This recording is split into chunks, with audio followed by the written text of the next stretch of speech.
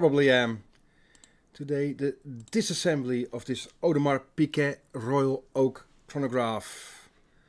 Look at that. I promise there'll be some surprises.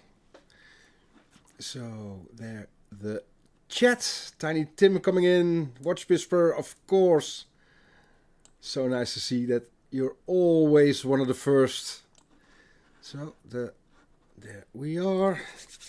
Ian, hey, Sophia, they are. Taurus Handicrafts.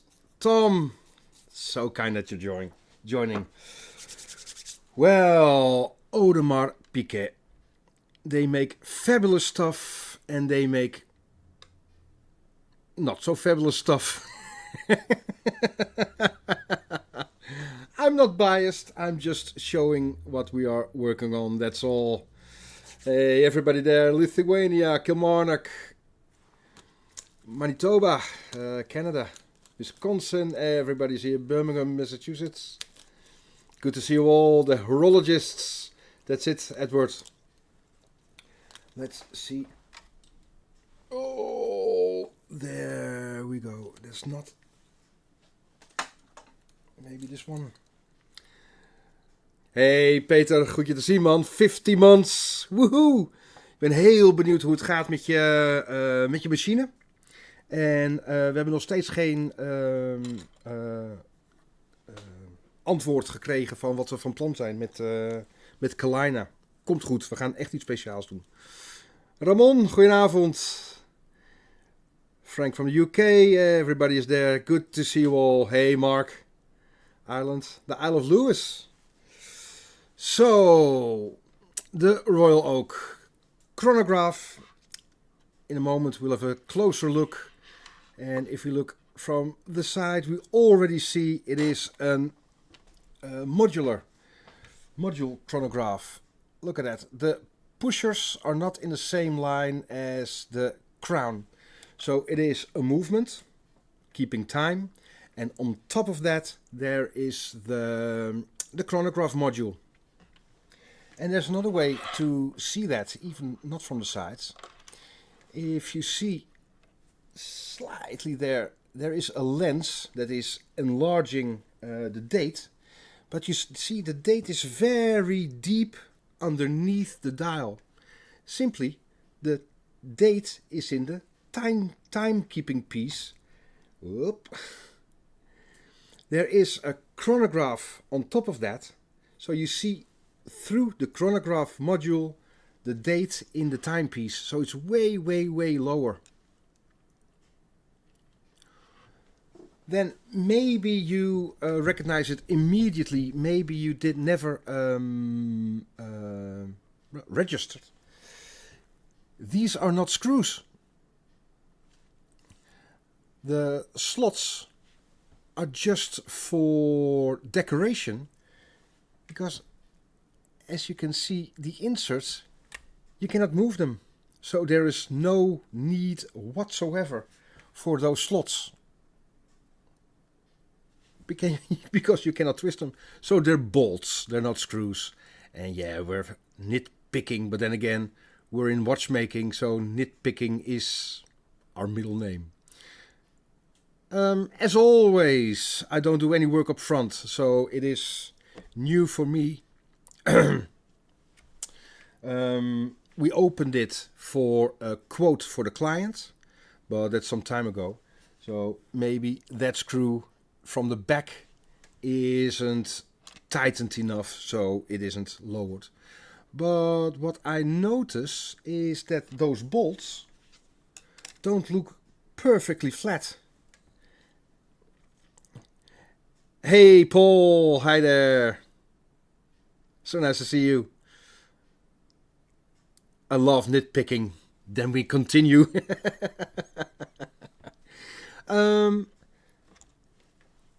First impression. It is a well-worn watch, and we love that, because watches are for worn and not to be kept in a safe. It seems to me those bolts are polished at one time, and in a moment we'll have a look through the microscope so you see all details. they look kind of curved instead of perfectly flat. We made a tool ourselves here in the workshop, so we can polish those screws perfectly flat, and that gives a nice crisp finish. Black polish, but as you know, probably you've seen the Patek Philippe video that we just dropped. That, as always, contrast is what makes things beautiful. So there's the shiny bit always next to a satin finish, or here is the straight graining. Then there is another anglage. We'll have a look under the microscope, see what it is. I really do hope you are excited to see a royal oak like this. Let's have a look at the dial. Well, here is the microscope, camera, and through my microscope you're watching with me while we are working on the watch. If you have any questions, please let me know in the chat. There's a lot of information going on, thankfully, that you were all there. That makes it fun and exciting for me as well. If I miss your question, please repeat and we'll get it. There, handsome wolf from Thailand. Wow, truly global. And what binds us is just the love for watches and horology. And we just throw out politics because everybody's just gone insane. So, the dial, there is a lot going on. Here, traditionally, I think it's called brocading. Oh, there's a lot of dust. Is it underneath? Oh, no. This was on top of the crystal. Brocading. So, there is a raised, those small platforms, but it is in a circular feature. They are not cut straight, they are cut in a circular feature. Brocading is a different kind of guilloche. There we are. Then, as a contrast, the circular finishing in the subdials with a contrasting color, always nice, lovely stuff. Then we see here in the blue, a lovely shade of blue. There's a circular graining. Before, and this is two different things, here the index, it is pet printed, and here you see the luminous paste for the huge numbers. There in black, there's the ink.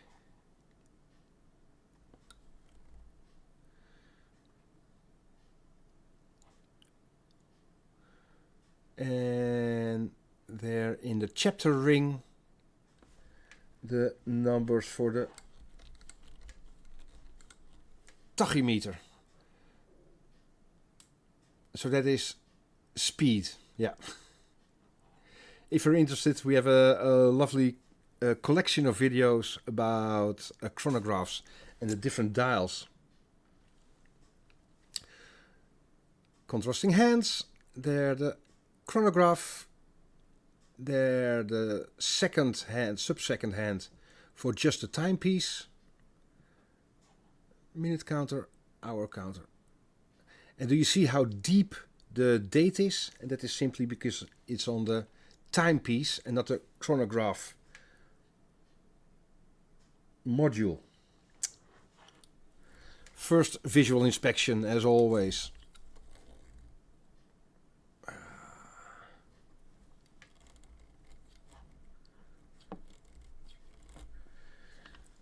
There, angling, shiny bit next to a satin finish, satin finish. Blue pushers. It's a screw down crown guard-ish. These are very difficult to get perfect, razor sharp. That is really hard because you have to remove some scratches, and there the straight graining on a flat surface. But we cross that bridge when we get there. Then the bolts, they are rounded and they shouldn't be rounded. If I play with light like this,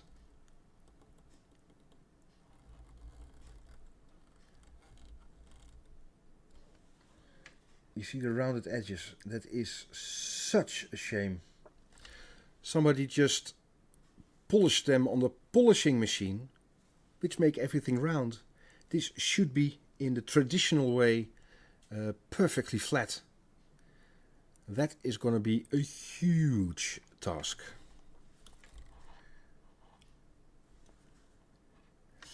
Here, again, if I play with light, I hope it's visible. There. Quite a bit of a dent here. And that's pushed the material upwards. Do you see if I play with light? That there's a slight bulge there. Here, if I play with light, you probably see it. This area here. That has to be perfectly flat, otherwise you cannot make the straight graining. Ooh, and another one.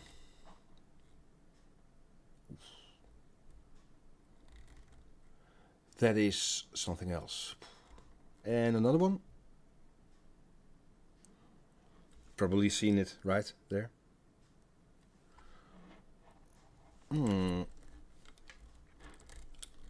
Okay, they're slightly, but I'm not worried about that. These are going to be visible. Simply, if I...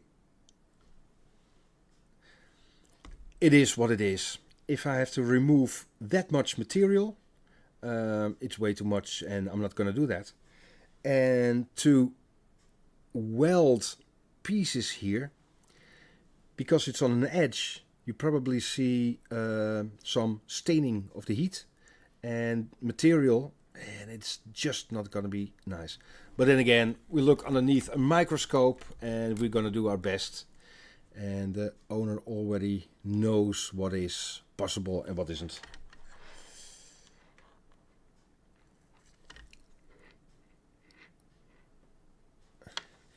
These are horrible to polish, and if you ever see a royal oak with the satin finish here on top, and this edge is a satin finish as well, run forest run, because that isn't polishing, that is just pathetic. Again, this extra shine makes it such a remarkable watch. Extremely heavy.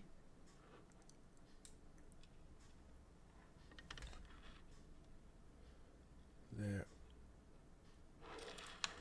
Then there.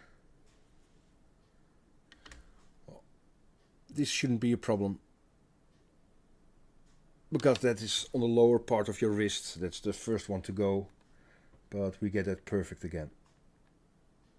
But we have a work cut out.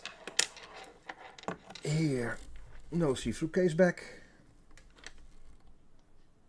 Royal Oak OffShore. I should have put it in the title. Strange marks here, because it should be a circular graining. Again, satin finish. It's not a sad finish. It's a happy finish. And the shiny screws. These are screws because you can turn them around. These are bolts. And oh yeah, And such an easy mistake to make if these cuts should be just in the same direction as the bezel. And sometimes you see one is slightly off, and that is just so unnecessary. Is the watch for a surface or is there a defect? I think a surface.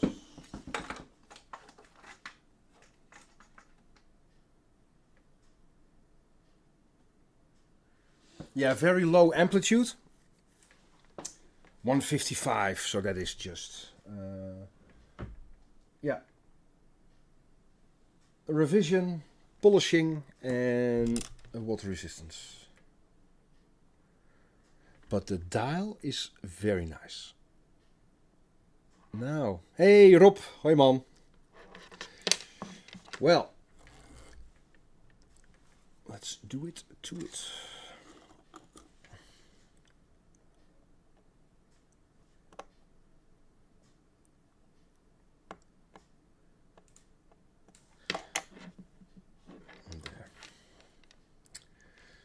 Maybe a slightly larger screwdriver.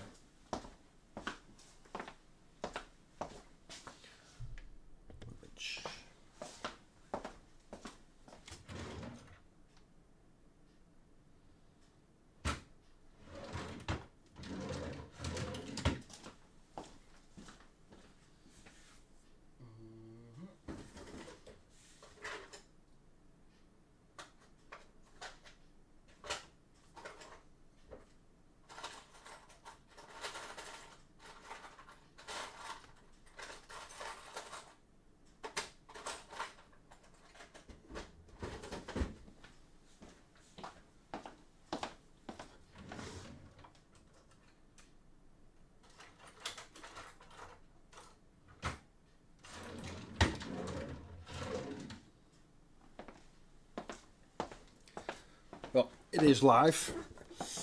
Do I have a slightly... There, yeah. Toch? Yeah. Slightly larger screwdriver. The screws aren't tight because we did a quote before, but the screwdriver still has to fit. You see, lovely wide. The trick is to keep the watch perfectly flat. Remember, they're bolts, they cannot go round. If you unscrew them with some space underneath, the bolt will get out and rotate. So if you leave them perfectly flat,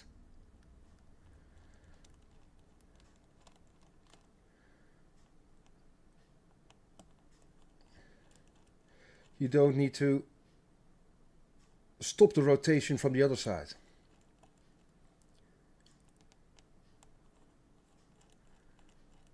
Yeah.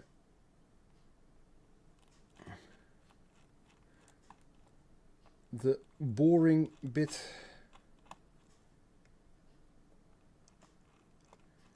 So hardly ever use this screwdriver, but it's so wide in my world. It's huge.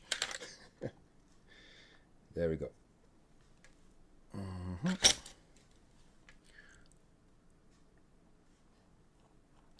There we go. Maybe the first surprise of the evening. I'm going to be nice and respectful. Maybe your first reaction, there's got to be a replica, fake watch. No, it isn't. And I'll try to refrain from any comment. But you could have put in some effort, don't you think?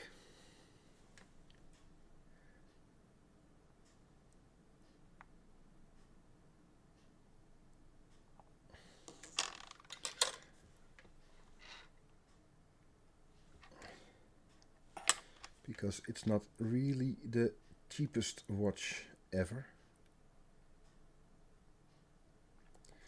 I believe this is material for anti-magnetic. I really do hope it serves a purpose.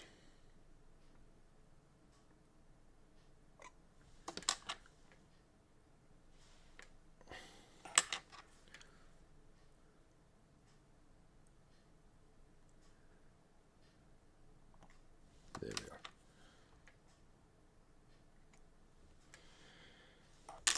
Carbon tip tweezers. Because we don't want to leave any marks on such a beautiful piece. Oh, you see? Fingerprint underneath. Well, no, it isn't a replica, it isn't counterfeit, it is the real thing.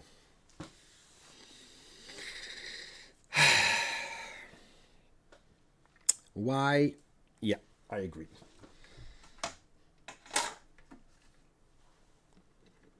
So let's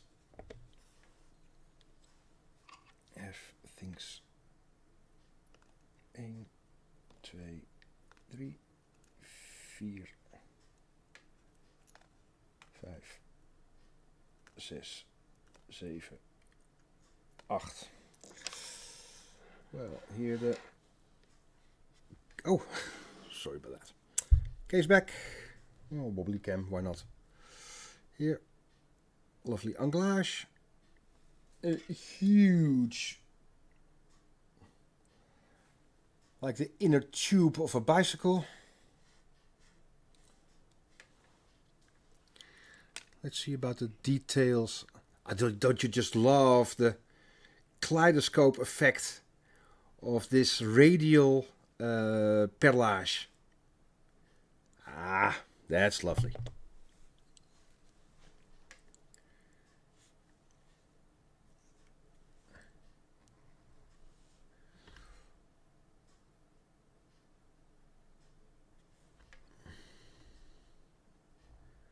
No watchmaker marks.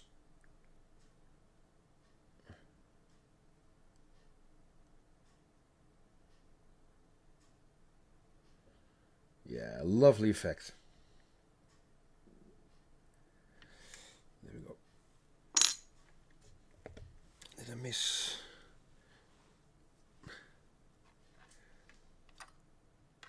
Hey, Claire Lee, hi there. Todd, Elder, leuk dat je bij bent, man. Escape reels, snailing perlage. It is, it really is. Lucas, hi there. I presume from Poland. I think. Performance. I'm looking at trinocular microscopes. My advice is what not to buy. Seems like lucky dip out there. Your help. We have a video about two video in 2 parts about what the M-scope we use. We use M-scope and Edwin loves his Olympus. Again, not sponsored in any way. Cheers, everybody. Well, hi there, Poland. Maybe you know the Eurochronos Watch Festival. If you're able to attend, it is the loveliest festival. Not sure if you can make it this year, but highly recommend it. Well, test here. Pusher.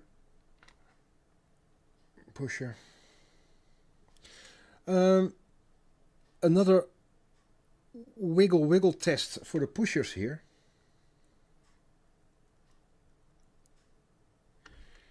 You see there. Not always, and there are exceptions, I'm quite aware. But usually, if it moves sideways, the rubber seals are a bit iffy. If the rubber seals are nice and fresh and waterproof, there is less wiggle, but there are exceptions, of course. Screw down crown.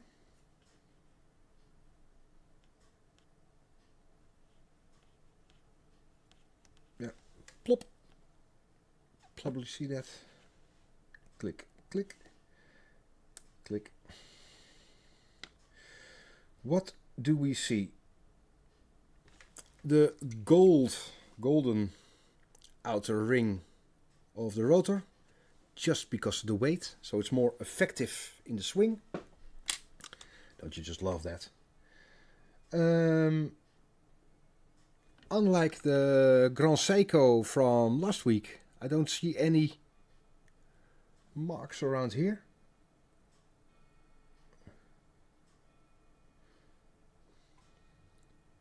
Hey, looks like there's a hair or a fiber, or yeah, there.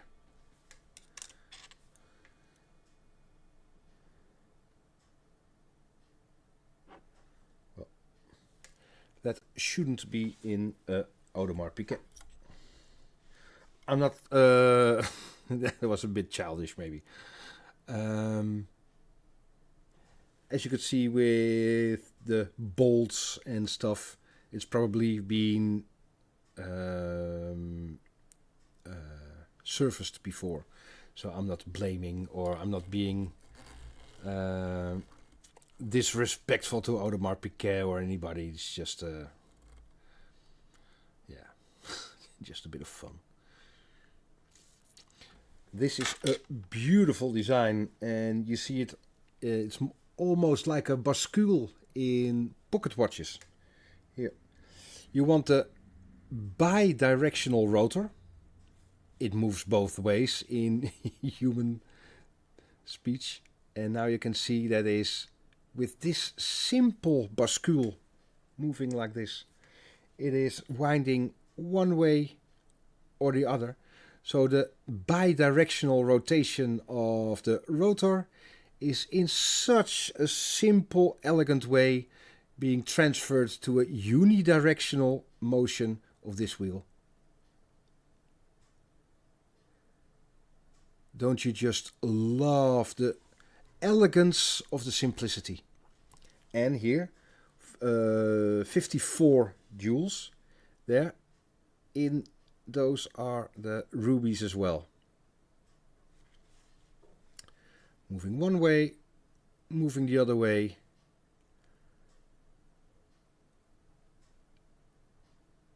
Different as the magic lever of Seiko, but a lovely design.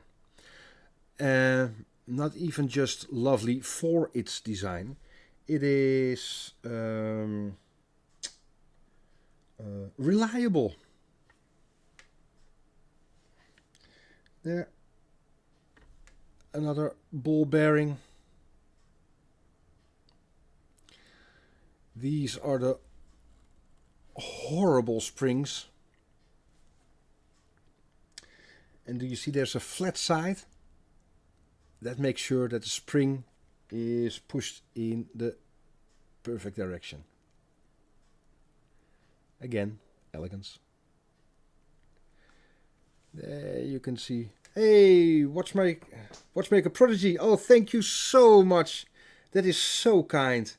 Second time here. Oh, wow. You watch more than 100 videos. Aren't you completely fed up with my bald head on your screen? Hey, but thank you so much. That is so kind. Cheers.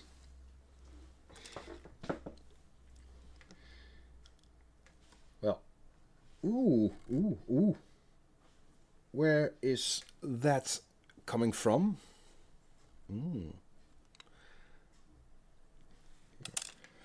Rodico. And there we go. Here.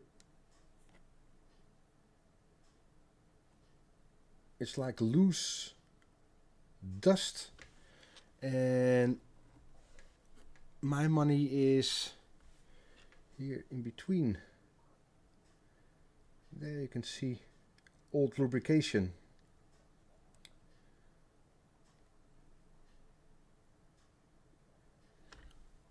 Hope it's visible there, in between there.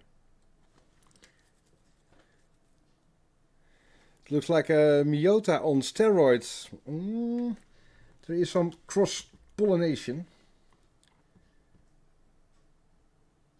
And there you can see definitely that we're not the first in this movement.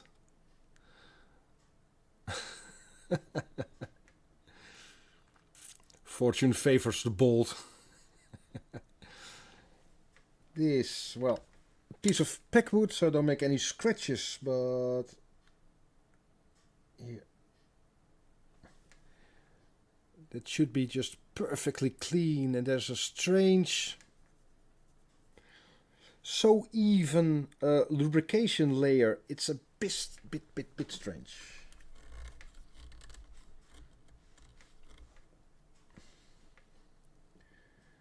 Again, the packwood. There. Hey! Hey! Do you see it? I didn't see it at first. Bom, bom, bom.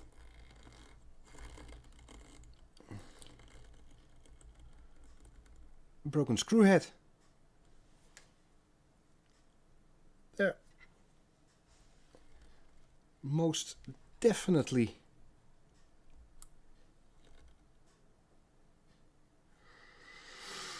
Yeah. If I had the screw head, maybe you can see it.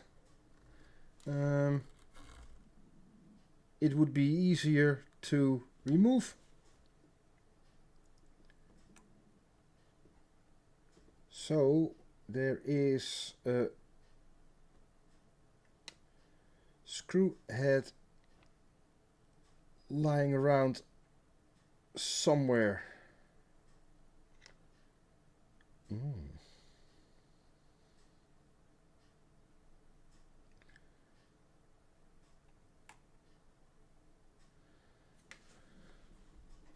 They're a lovely fine regulator.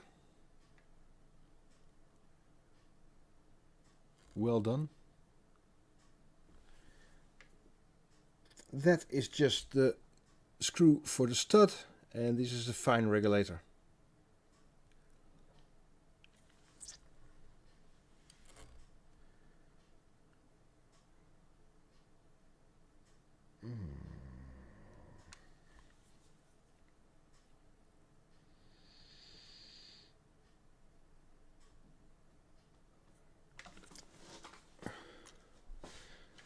That could be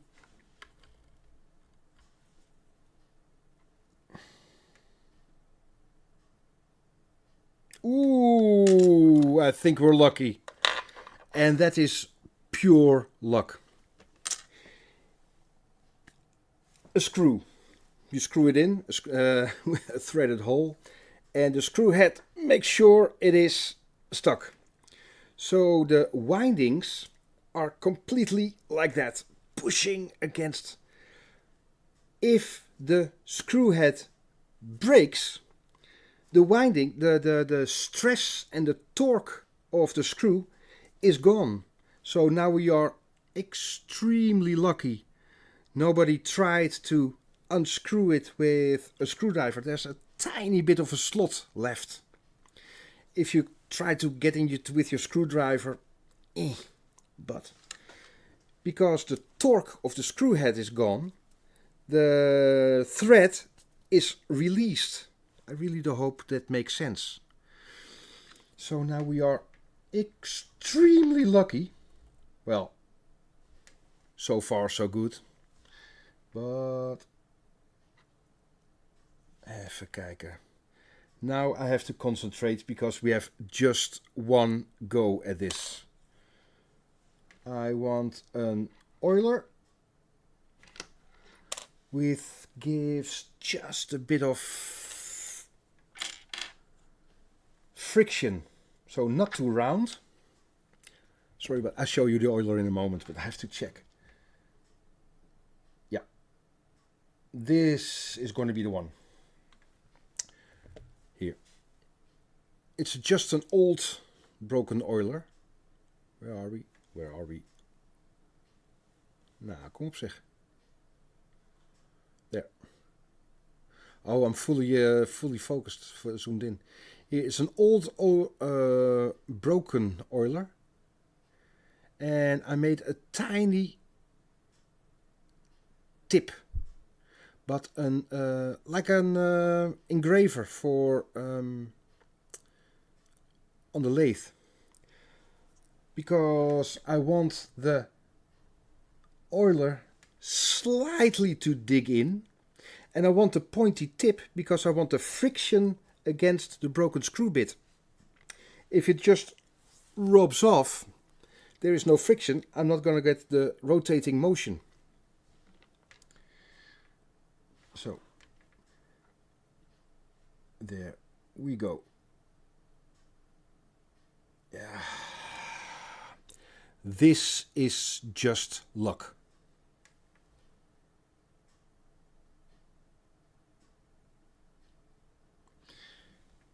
If I deform the sides, then it won't rotate that easily.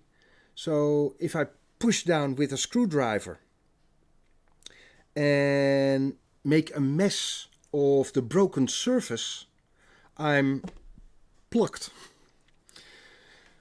This is just luck. In my book Watchmaking Explained, there are 5 different ways to remove a broken screw.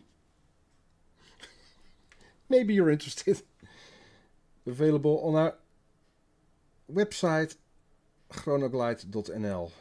This is sheer luck.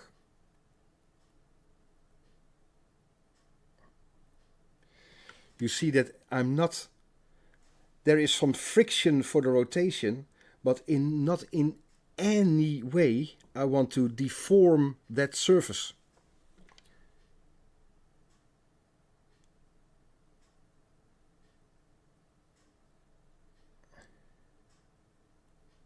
And there is still a screw head on the loose.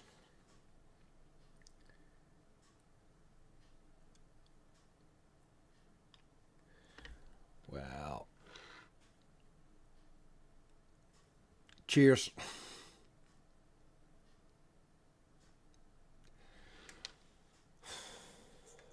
Yeah. Do I have to show you in context how small it is? Oh, here.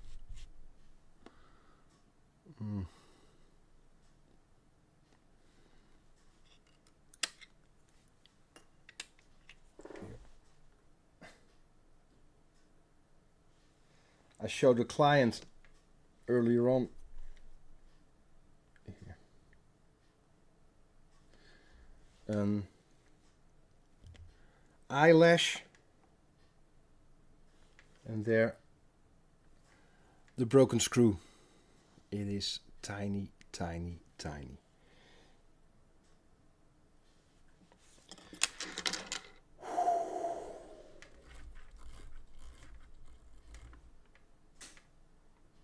Well,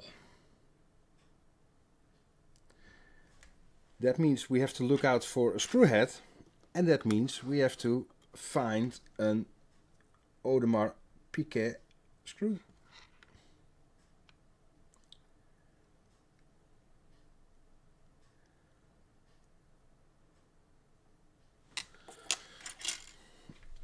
Oh well.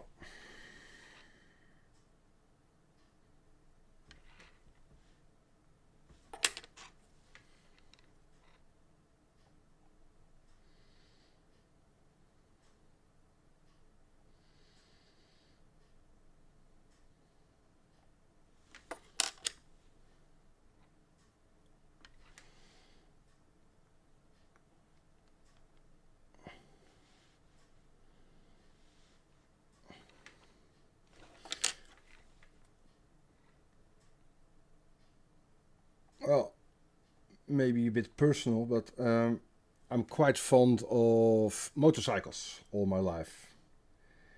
All my life. And our GP, our doctor in the village, in Bergen at the time, which is a small village not too far from here, had a BSA motorcycle, an A65 Lightning.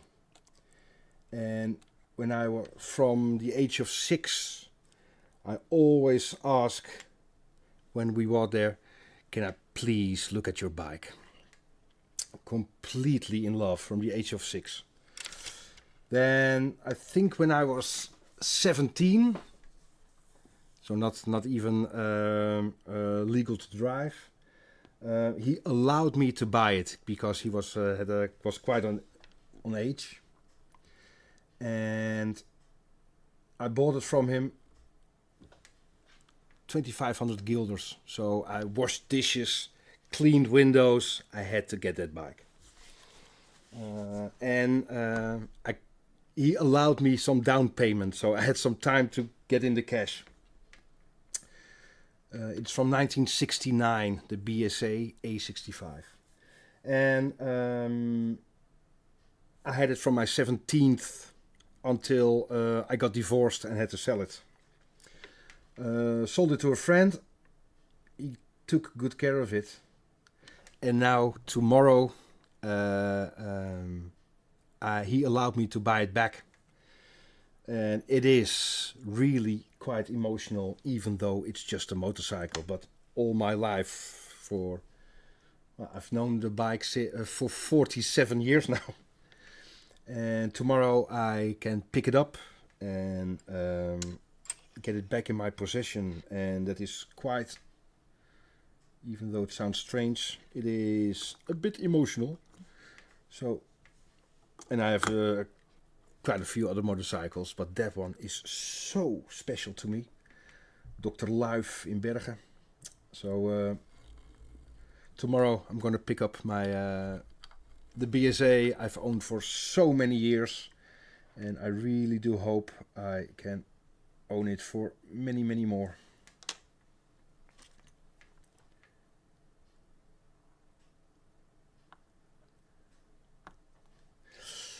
This is a bit of a strange construction for... thank you so much. Kind words. You've got a 70 Thunderbolt TR6. Oh, and a 72 Commando. I have a Triumph Daytona triple. I think from 99. The yellow one with the double round... headlights, because the double round headlights, for me, that is just... Here why not talk about watches for a moment? Here's a setting lever, and this screw is retaining that lever, so you have to unscrew it just a bit and then push there, so there's some leverage. This is the pivot point. And then the winding stem can come out.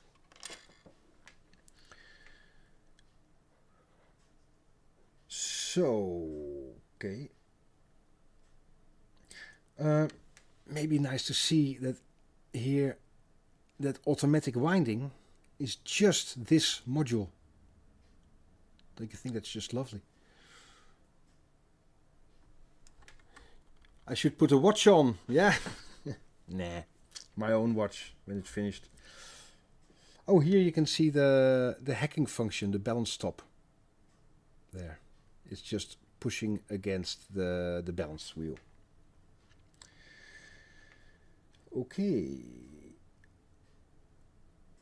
Well, wat is wijsheid?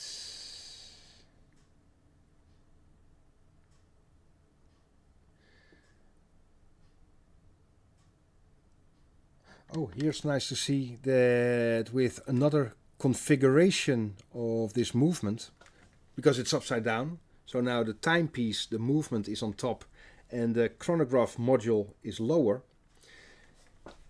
Here with another configuration of the movement, It looks like there is a screw missing here, and you see the slot. Well, with another configuration, you see it's identical here with the screw and the slot to the side. Here, the screw and the slot to the side. That is to house another spring. It's not necessary now. You have a racing bike since you were 12. Oh wow. Called it a push bike. Cool. PSA, the only thing that uses more oil than rovers.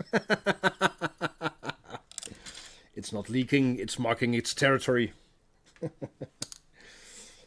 It's showing us that there's still oil in there. Just a visual check.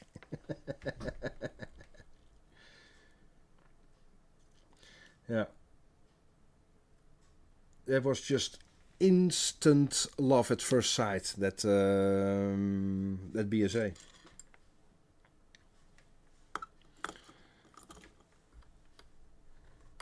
So I turned it to a cafe racer, and it's just a lovely thing. Because it is modular, because it is an automatic, I'm going to release the power in an alternative way.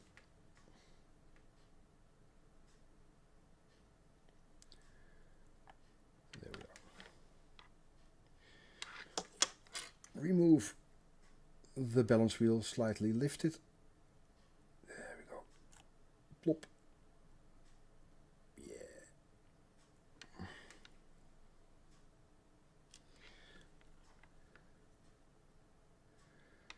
There. Retain the escape wheel.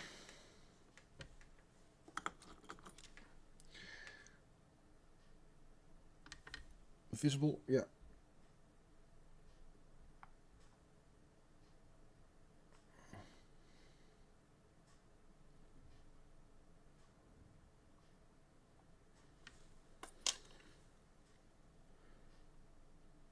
There.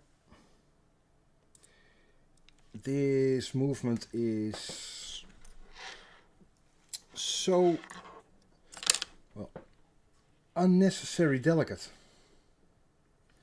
What I'm doing now is going to remove the power from mainspring via the gear train. So I'm removing the pellet fork, so all the power is released in the normal way. Going to retain the escape wheel, pellet fork bridge, the underwhelming pellet fork, and there we go.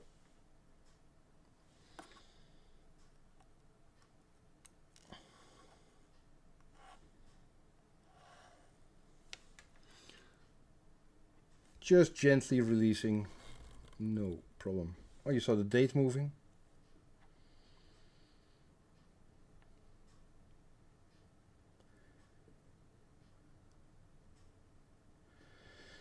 And now the movement is coming out from the front. Just release the bolts. Why not?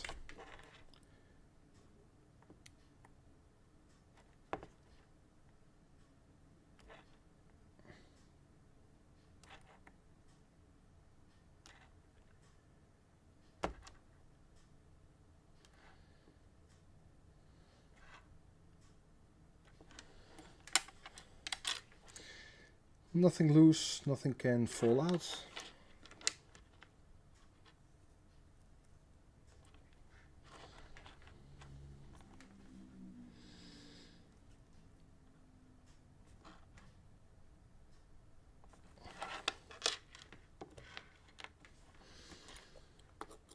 I can release the screws for the movement. That is this one and that one.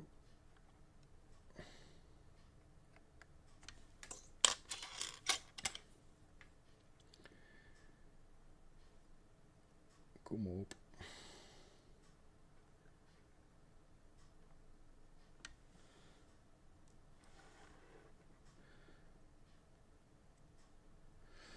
I will place some photos on Instagram tomorrow of the bike.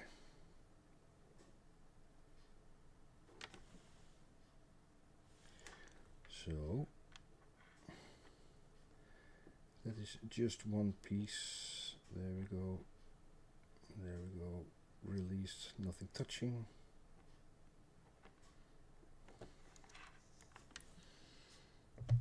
So no need to worry about heat building. No.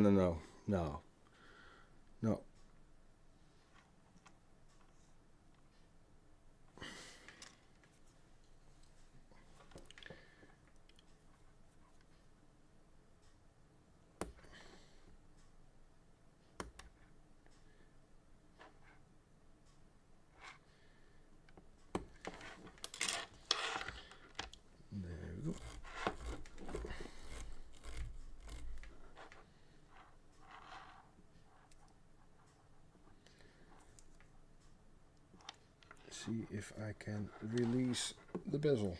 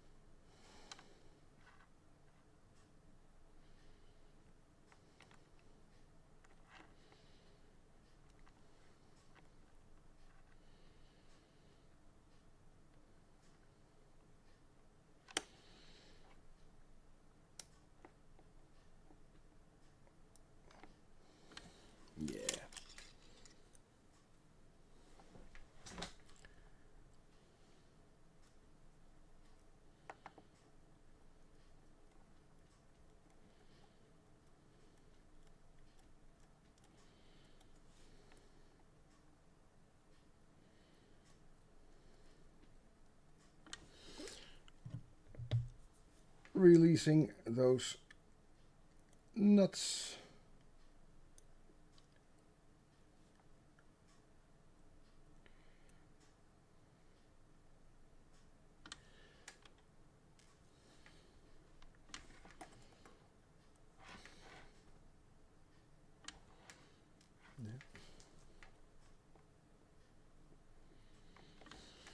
Yeah. There, those nuts.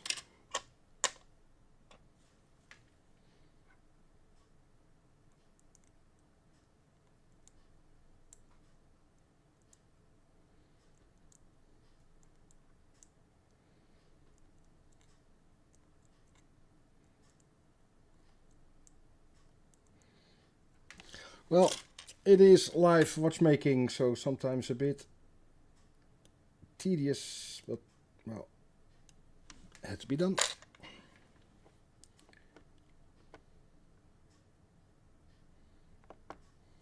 There we are.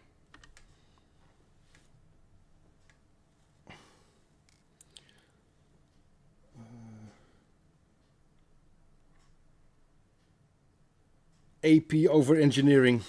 I kinda agree.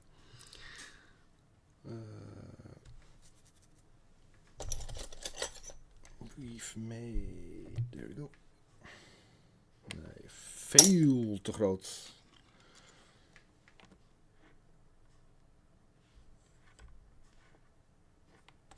Too big.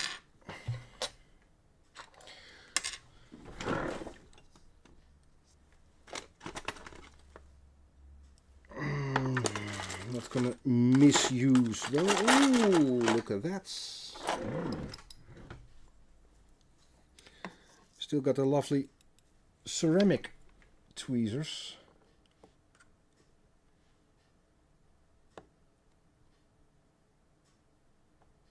Slightly too big. Well, plan B.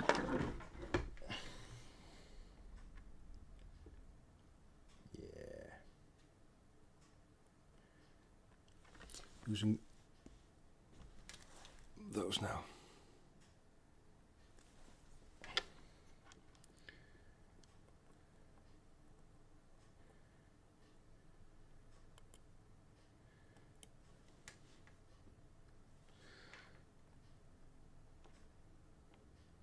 try to do it a bit quicker so you don't have to wait too long.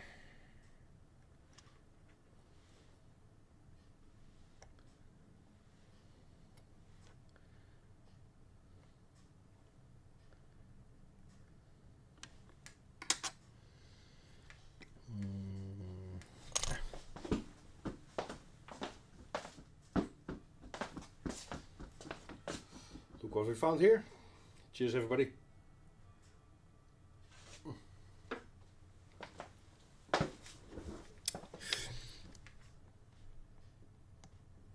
Ooh, slightly too big.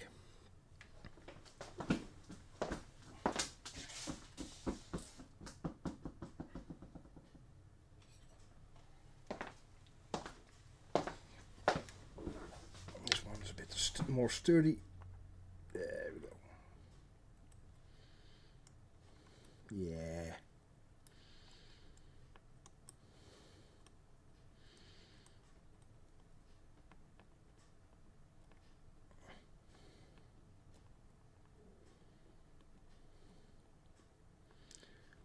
Hopsa.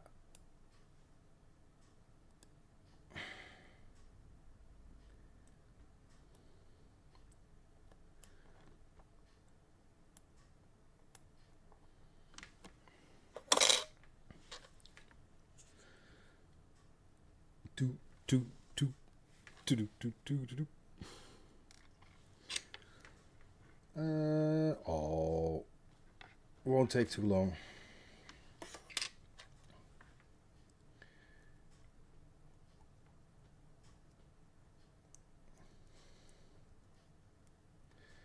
That is very fast.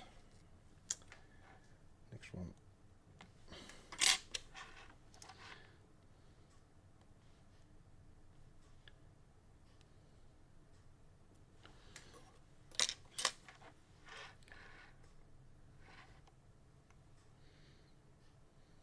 There we go.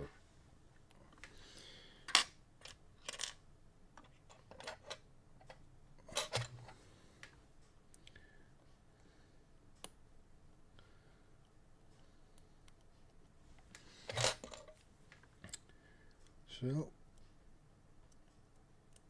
and another one.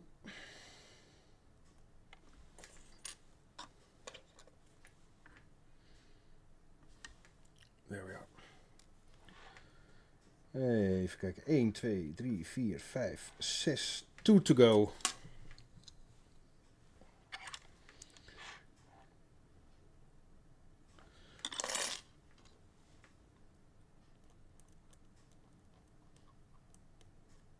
Yeah.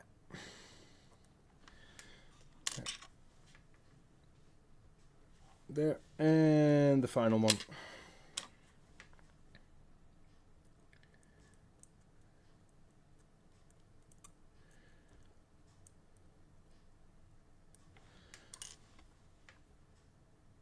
Oopsa.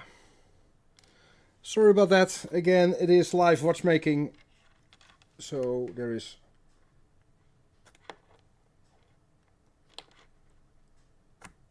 there we are.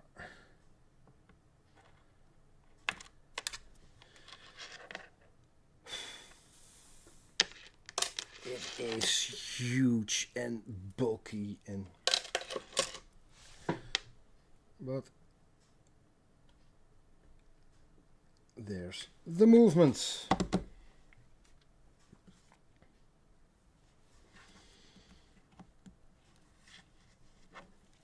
Hope so.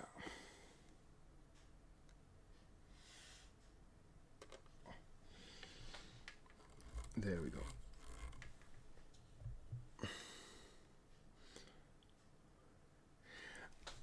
Always amazes me that they try to print their name on such an uneven surface. That Audemars Piguet is like this. It would be so much more crisp. Why not just leave a bar there? Why not? And print your name on that. Just strange. Coffee after all that, John. Thank you so much. That is so considerate. I do love the dial. There's a lot going on. If I... Well, we're nitpicking anyway. This is the only white hand for the chronograph. Usually, because there is some thought in the chaos. This is the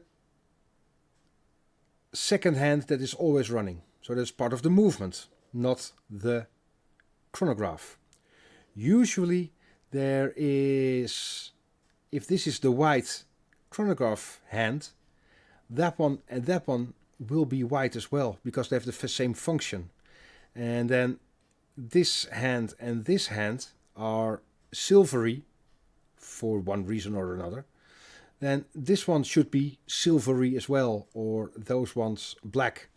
Then you see immediately the function of the subdials, because now one is just timepiece, two are chronograph, this is chronograph, and those are timepiece. So that is a bit messy, I think.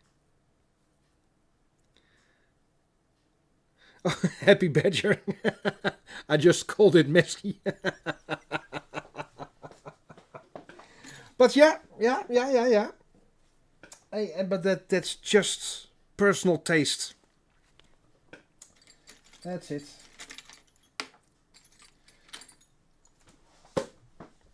Now, do we have to explain the latex, extremely stretchy, go over it, and with the levers, those are incredibly thin. I adjusted them myself, even smaller, so now we can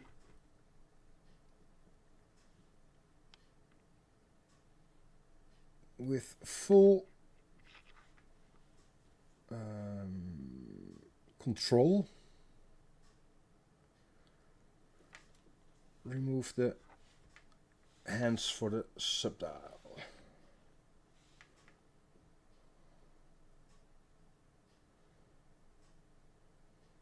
There we are.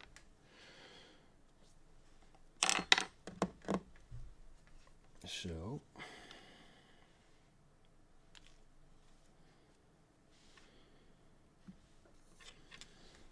and then the third,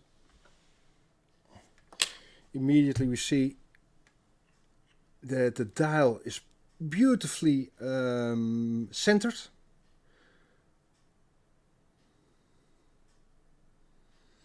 And you can see the rubies. That's lovely.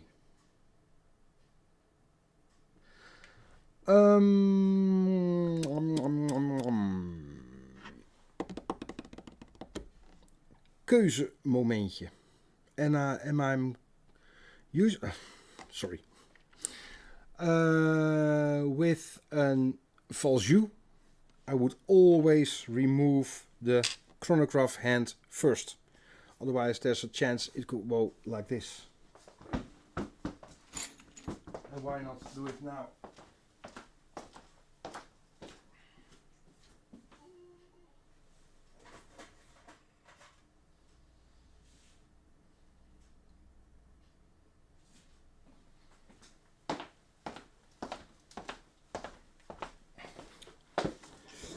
Again, with the latex, sorry, I have to concentrate. Well, why not? Do it like this. Just to grab the chronograph hand without actually touching. Lovely, lovely. And now I'm going to use levers again, because there's so not too much space between the dial and the hand. I have to get underneath, and this is the Presto tool, for me not accurate enough. And now I'm pressing on the dial again, and now I'm using these, nice and wide, with even distribution of the force. Now underneath the hand, pop. And yes, even for me that is, look, not a mark. Even for me that is, I have to concentrate. Simple as that. I'm not Superman.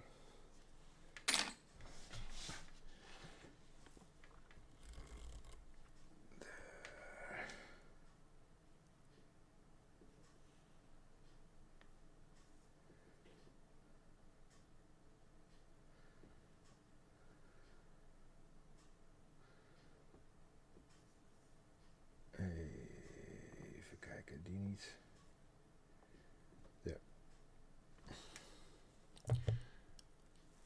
There are the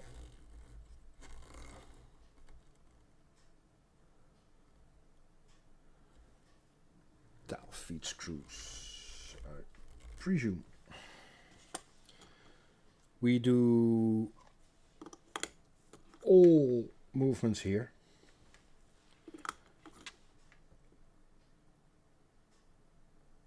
So I'm the first to acknowledge that I don't I've done this movement quite some time, but it has been some time ago.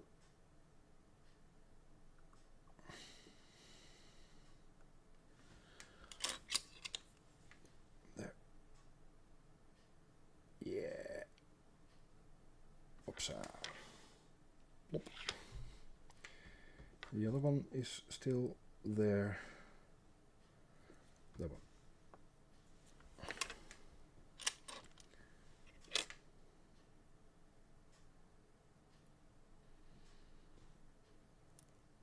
There we are. Here. Pointy tip. Traditionally for dial feed screws, and now we just simply lift. Some of you always love to see the back of the dial.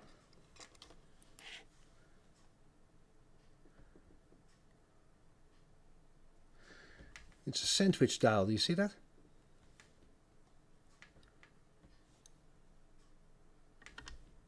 A plate on a plate.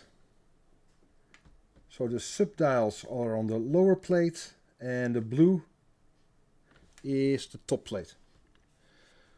So very happy that the hands and the dial are disassembled without leaving the marks. Here, I hope it makes sense, is that the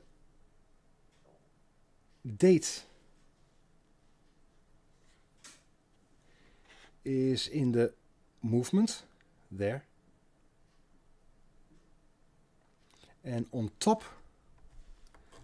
there is the module there. This is the movement.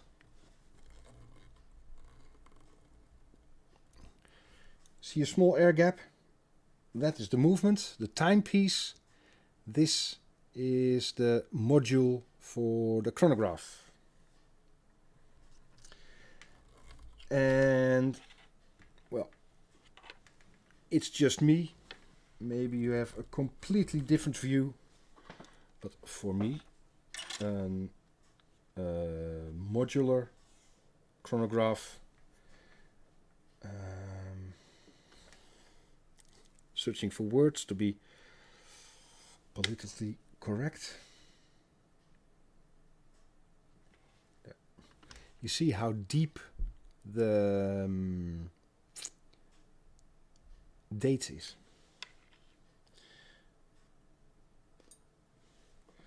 Okay, say it differently. I prefer a movement that is designed as a whole. The timepiece itself It is quality, of course. I'm not no disrespect for anything.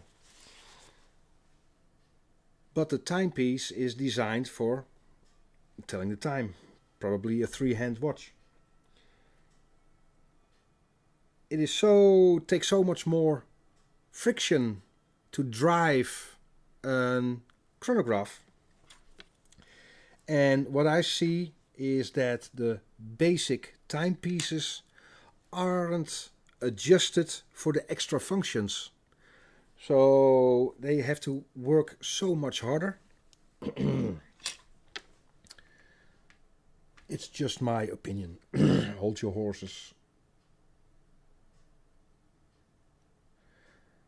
Yeah, I just prefer a movement that is designed as a unit. Yeah, the magnifier is nice, isn't it, Sophia? Yeah, absolutely right. Date magnifier on the movement, yeah. Tidiest dial back ever. Yeah, I agree. There was nothing there.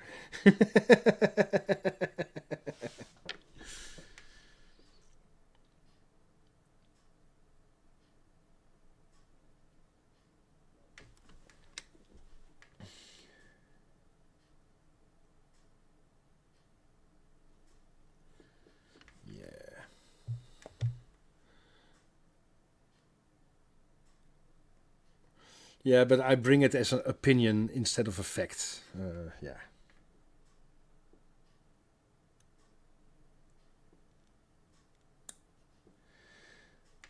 Okay. That is that one. I have to be very careful with the protruding pivots. Of course, here. Again, very delicate. That one, and that one.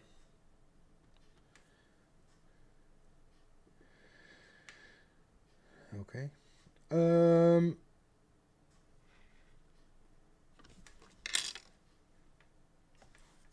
Yeah.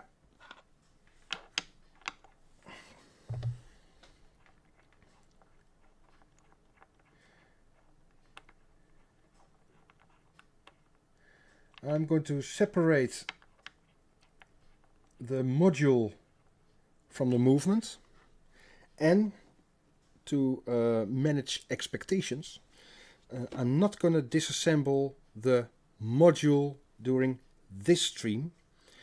I might record it and make it into a special, because the Debois Depra modules need some more focus. Sorry. So I will video it and you will learn so much more.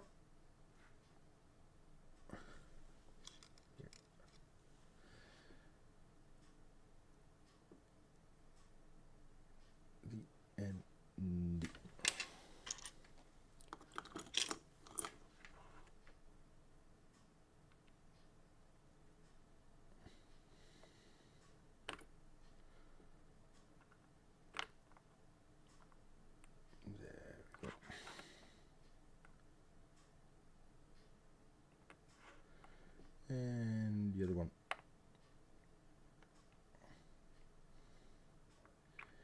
So I just loosened this screw, which is very long, and the other one, and that disconnects the timepiece from the module.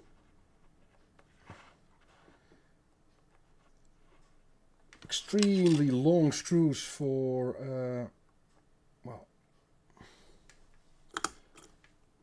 just a mechanical binding of the two parts.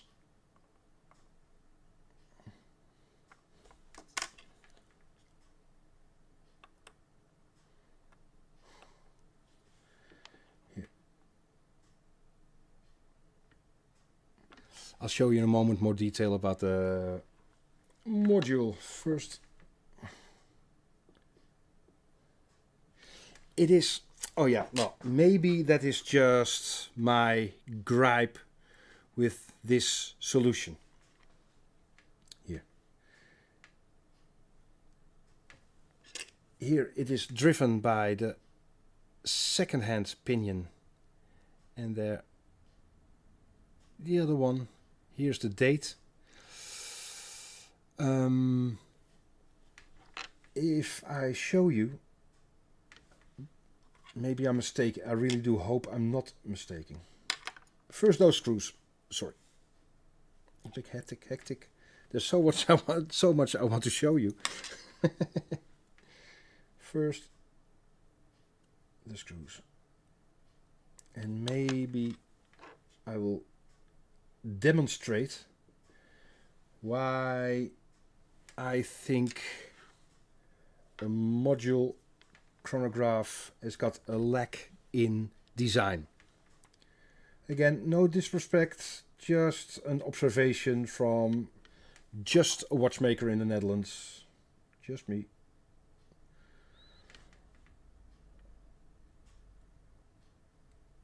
And I'm not an influencer, I'm just showing what I see, and that's it.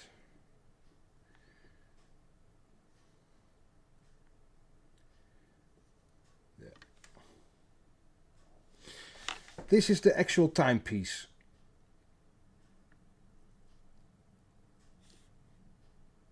And I hope you see it is completely flat.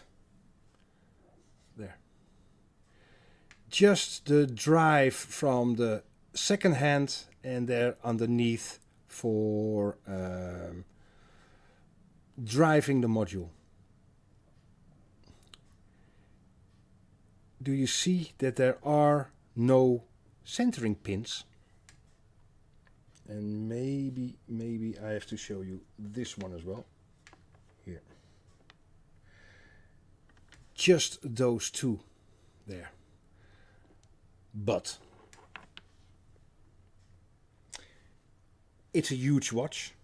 You are pushing the pushers of the module, so there's always sideward play. My humble opinion is that there isn't enough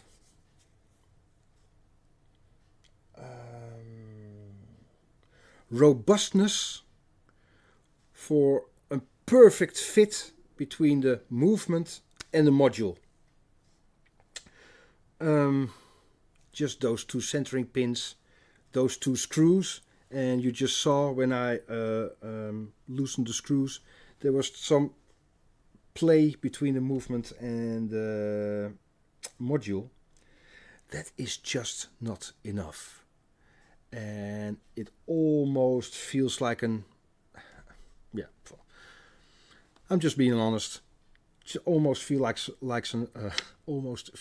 like an afterthought. Here there are two ways of driving the module. That is this one via the second hand. Here. And this via time. You remember 54 joules? Here, this wheel is gliding, rotating on those 4 joules to reduce friction.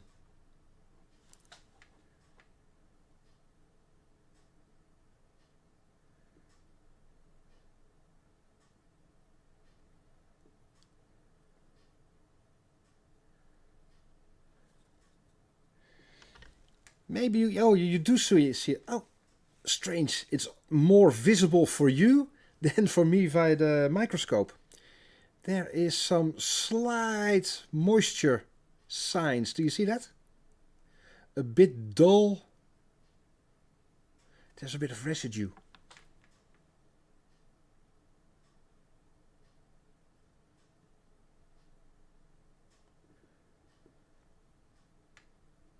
And the perlage is coarse. Well, no, sorry. I don't want to lead the witness. What do you think of this finishing? It is lovely perlage, not like Panerai, who does just a bit. And that is just so horrible and cheap and cutting corners. AP aren't cutting corners, but it's not, well, I'm really looking for words. It's not so refined as you want it to be.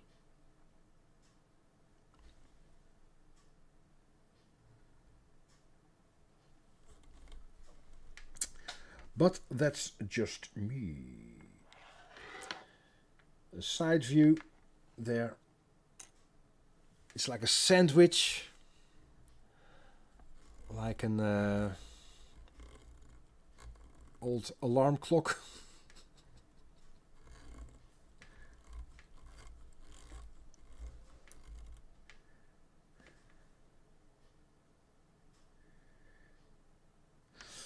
You see what I mean with the design, that it's not an overall design, the afterthought theory. Hey, but make up your mind yourself, see what you think.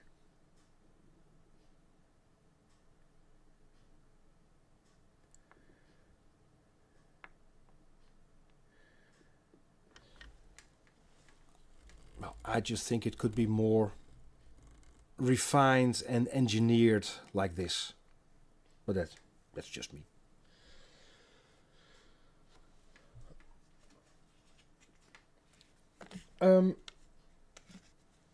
It's fair to say that all my remarks aren't really applicable for the reliability of the watch or the accuracy of the watch.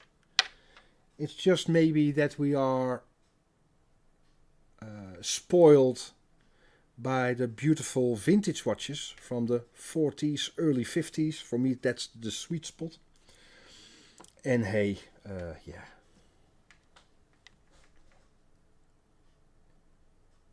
You can be very positive and optimistic and saying that this is making it affordable. Hey, excellent.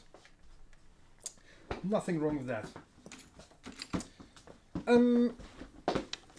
The timepiece is driving the module via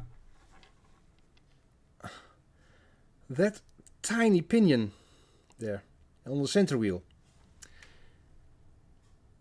There. I'm going to remove it with a Presto tool, even though it's not my favorite tool. For this, it is the best. As you can imagine, this movement is driving the module. So there cannot be any friction, because if the movement is moving and the pinion if there is less friction, you're not driving the module, you're not driving the hands, because as you can see, all the hands are attached to the module. So this is so extremely tight friction fit to the pivot that it is really always bit of a chore to remove it. Not my favorite job in the world. Again, the latex. And I consciously not using a movement holder, because I want to feel the angle of the Presto tool and the movement. There. I can use it. Shall I use it? I can use it. Why not?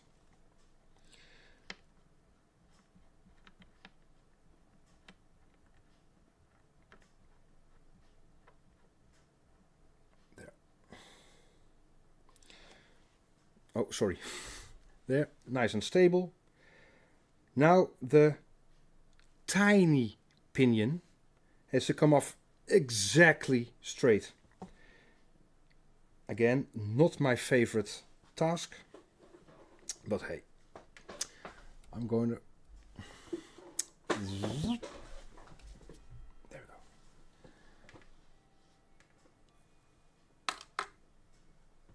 One of the few jobs that I prefer doing level like this.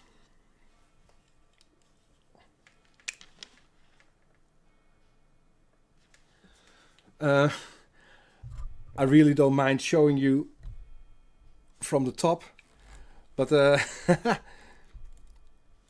as you can imagine, the Presto tool is going to be in between straight the camera and the movements. That is just the way it is. Again, the very stretchy latex.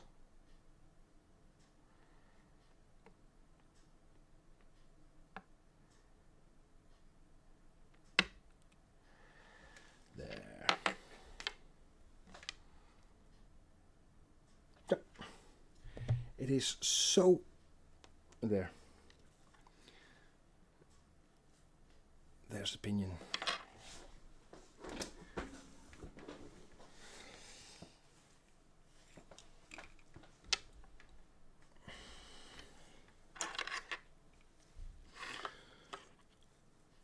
I'm going to be honest, I'm always relieved when this works.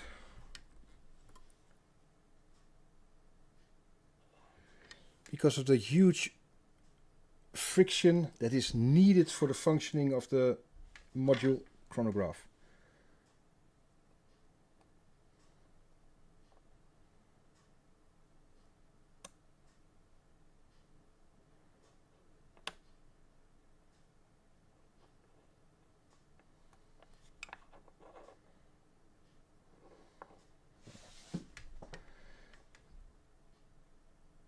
Okay, that one. Here's another solution for the screw and the spring. Remember from the other side? Again there, screw and spring. The loop is a 2.5. There. Simply with an... I believe this one is Bergeon. Oh, it's a 2 instead of a 2.5. Sorry.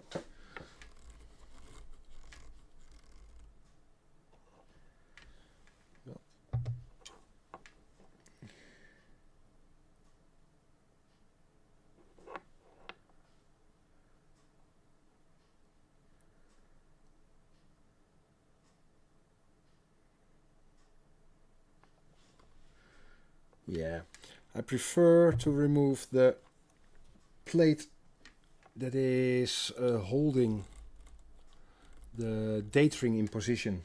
So that is this one, because you can see it is overlapping the teeth, and it is this one, because here the teeth are visible there and there. So this plate and that plate I'm going to remove.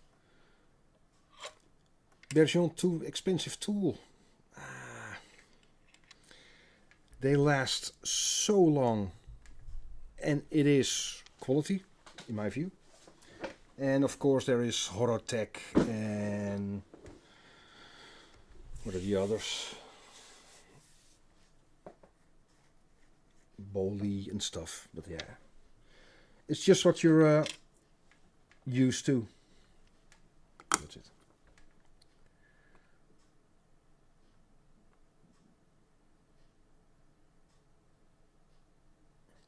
The tiniest screws,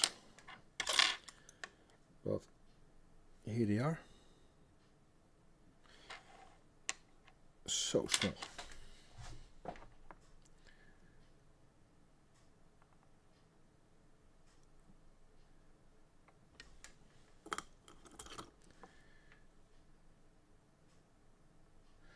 What do you think of the movement so far?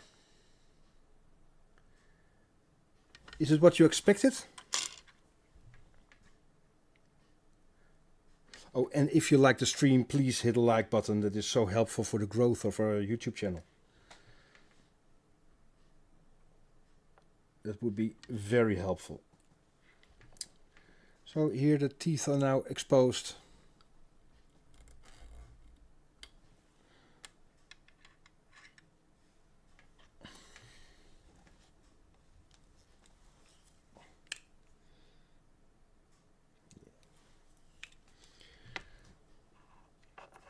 There's the other plate.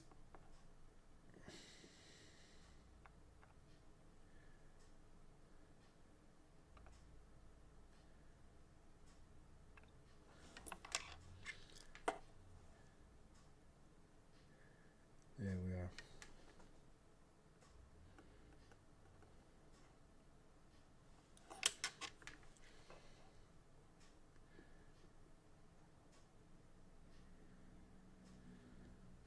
Even kijken hoor. Is that one retaining underneath or no?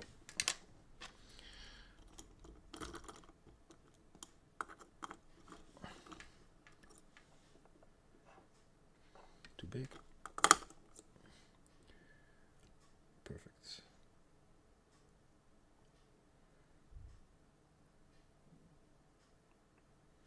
Yeah.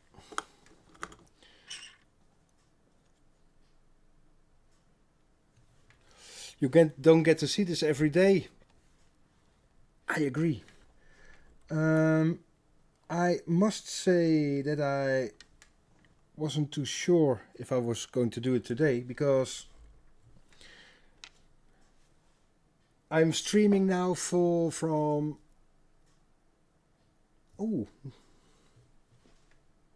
almost 9 years to the day. Come to think of it. Started on Twitch. And as you probably know, here at Chronoglide, we work on all watches. Seiko 5s, nothing wrong with that. Pocket watches, really, really, really high-end. Museum stuff, we do it all. With our team, of course. And we all have got our specialized in stuff. This is a real Elmar job. He's specialized in these. Quite fast, puff, puff, puff, puff, and perfect every single time.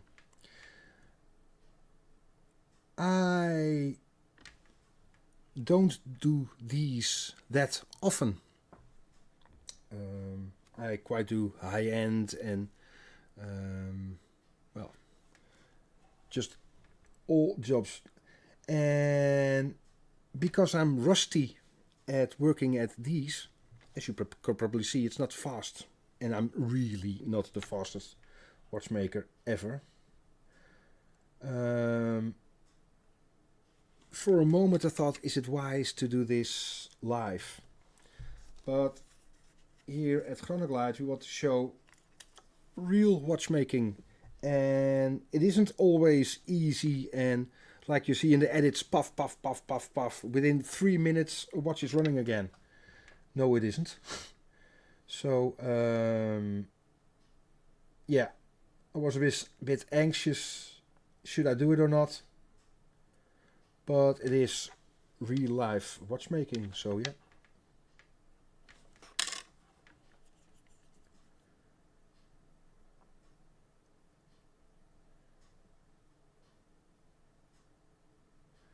These are the tiny pinions.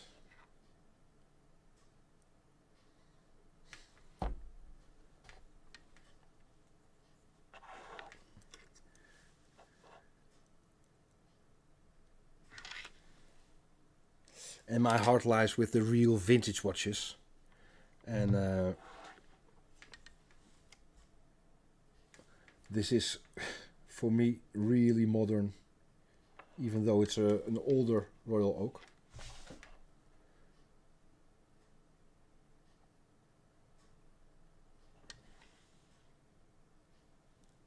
Zo. Even eens kijken hoe we dit gaan doen.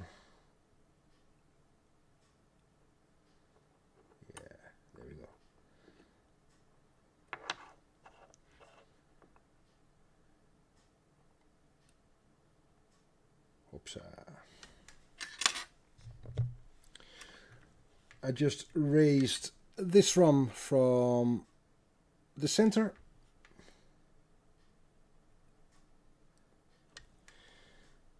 For me, this is a real, and there's nothing wrong with that. Again, no disrespect, nothing. For me, this is more industrial watchmaking, and my heart lies with the artisanal vintage watches.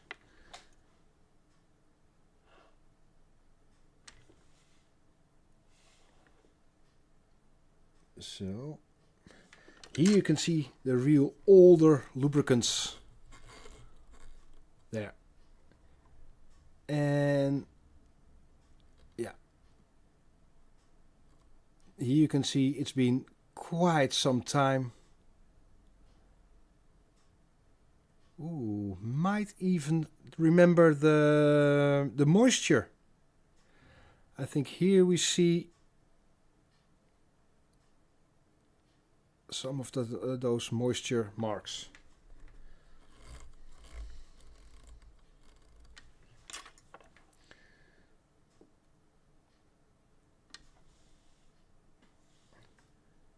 Sliding pinion, winding pinion. Here. Oh, this one is sealed.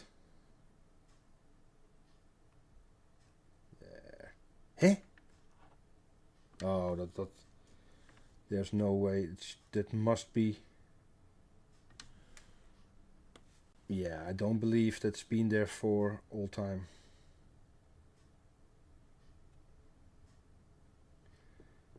Yeah.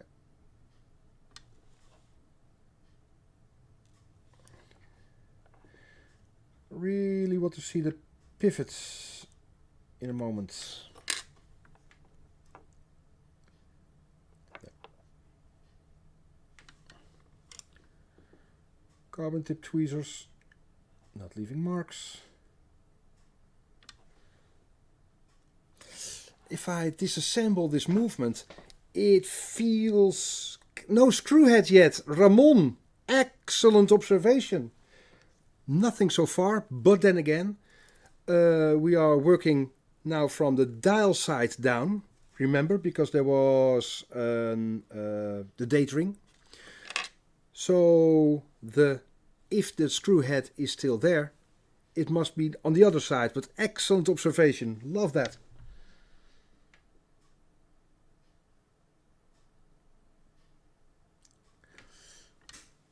This one is riveted in place. There, no screw.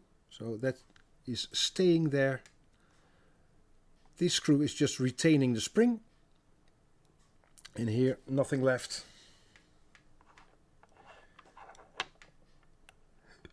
So, oh yeah, and well, nothing dropped out, Ramon, absolutely right.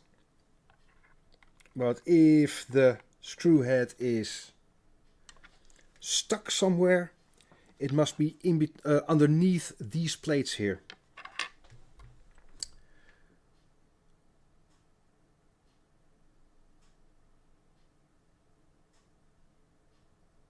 And for the design, this is just one huge plate with the gear train.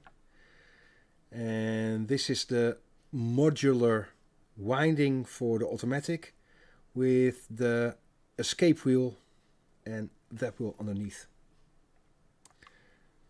Hey, goedenavond. Stussy. Cool. Is there a question I missed because I was concentrating on my job? Oh, and yeah, sorry, but this is just, in my view, is this cock here. It's just secured there, and all this is hanging over.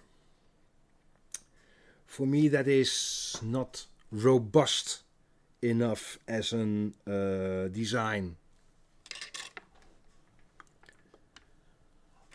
And it is running for years and years and years and years. So it is a proper design. But if you had to redesign this watch, it should be slightly different. And we called it nitpicking. That is what we're doing right now, because of course it is a lovely movement, beautiful watch. What are we nagging about or complaining about?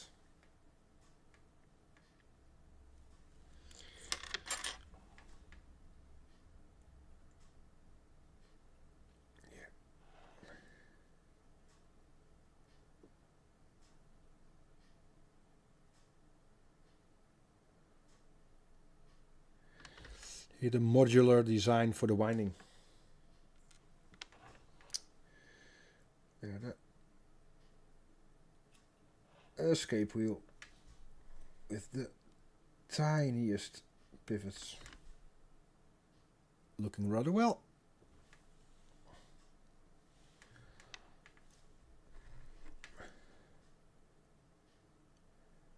Fourth wheel. Sure.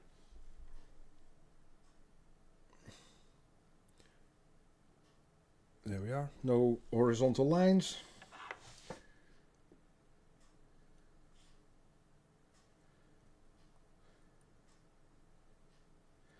I'm not going to try to pick it out. Now I'm going to remove this huge plate. We know for sure there's no power in the mainspring. We released that some time ago.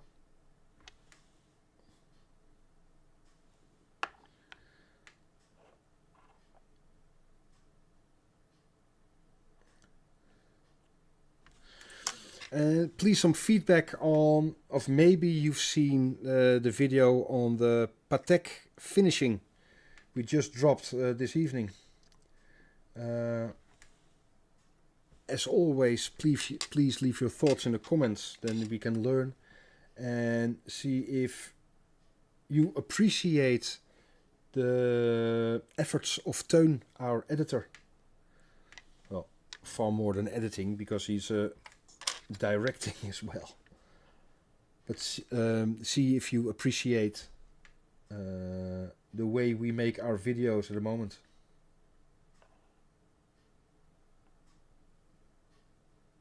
Ha ha ha ha! Why not forget one screw?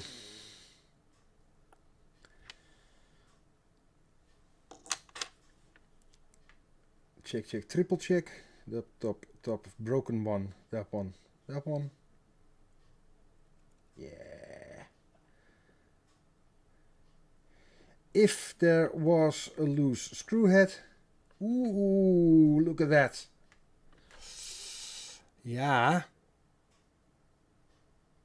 That is the reason for a full revision. That one was completely dry. Residue. Ah.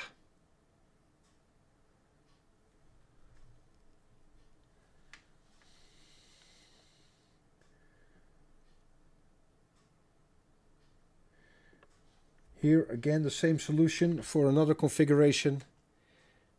Recognize the screw and the slot for a spring. If there were different functions on the movement, then there would be a screw and a spring.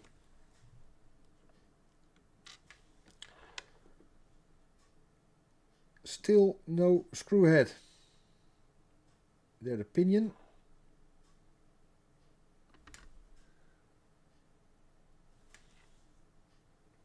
Driving, that tiny thing is driving the module.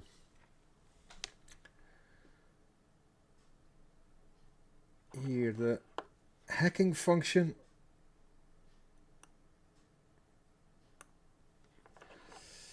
Ready to join the Swiss space program. There.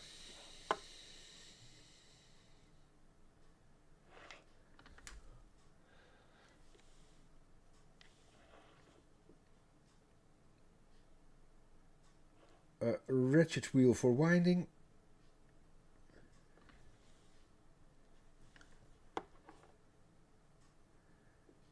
There, the ratchet and spring.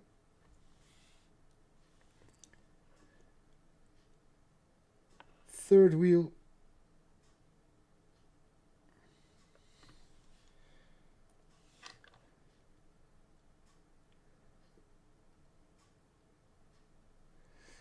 There, a spring with a wheel with a slip. Sorry, get it in focus there. You see the slip function in the holes. That is click, click, click, click, going to the next. And what's this?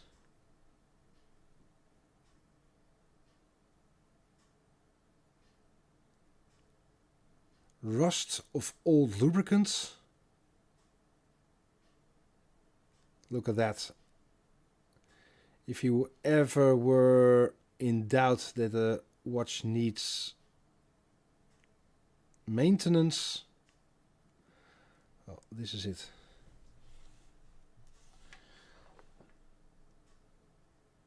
And again here.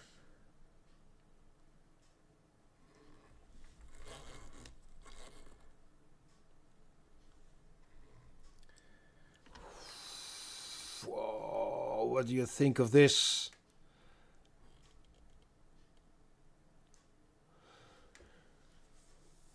It feels like there was some maintenance done, but not deep inside the movement, because this is the deeper we go. Look at this. That is just dried and nasty and so it seems like just parts were being cleaned and not the whole unit.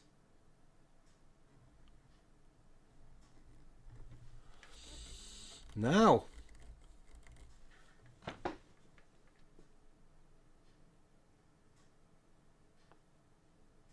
that is just nasty. All the crap in there. Just in time for a full revision. One more year and all parts, no, not all parts, obviously, sorry, not exaggerating, but quite a few parts would be worn. And if you have to replace them, a revision is so much more. Will cost so much more. And here, a stunning barrel with the springs with pressed steel. It was just like working on a Seiko. And here you see a gem of a watch part. Why not take pride in all the parts? That is so strange. Inconsistent. Some stunning parts and some industrial do we really care parts. And the only reason I mention this is that it's a real luxury brand. Otherwise I really wouldn't care. But you're paying for this attention to detail and this beautiful finish. You may expect that. And a stunning barrel.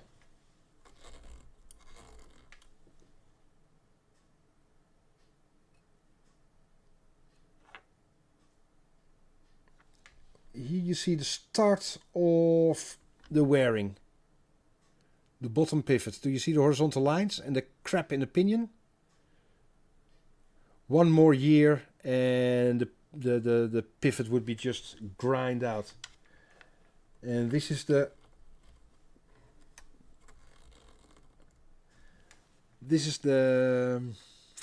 Panerai way of finishing One line and then, yeah, that'll do. You see, they start on the outside. They were planning a spiral, making it nice, and coffee.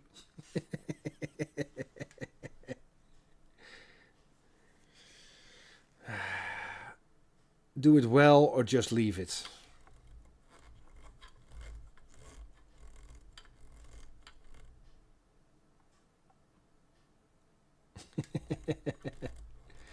Well, an A for effort. Wow, what a ride. What a watch. Phew, it was Friday, probably underwell. What, Ian, yeah. Yeah. Oh, what a ride. Oh, thank you so. The stream makes it, the chat makes it such an enjoyable stream to do. There's real interaction and your comments and your questions, just love that. We didn't find the broken screw head.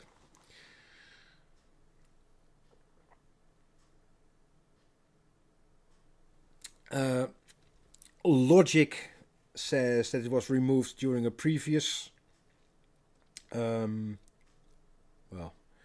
repair. Let's be nice. I will be nice. So, all of you, thank you so much for your attention. Please hit the like button because that is very helpful for the growth of our YouTube channel. And please leave your comments on the video we just dropped on the stunning late 40s, early 50s Patek Philippe and the finishing in that. The insane finishing. Then this is just truly part industrial, part lovely. A bit inconsistent. That's the only thing I can say about it. Again, not being negative in any way. Just having an opinion. All of you. If you like to learn a bit more about watchmaking, please have a look at our website, chronoglide.nl, and have a look at our book, Watchmaking Explained. I think a real practical book about understanding watchmaking and making you more confident. And please have a look at our courses. We're doing a chronograph course for the Valjoux 7750. Makes you more confident and do the old chronographs as well. And we have a lathe course. Just have a look at our website, chronoglide.nl. All of you, thank you so much for your attention. And hope to see you soon.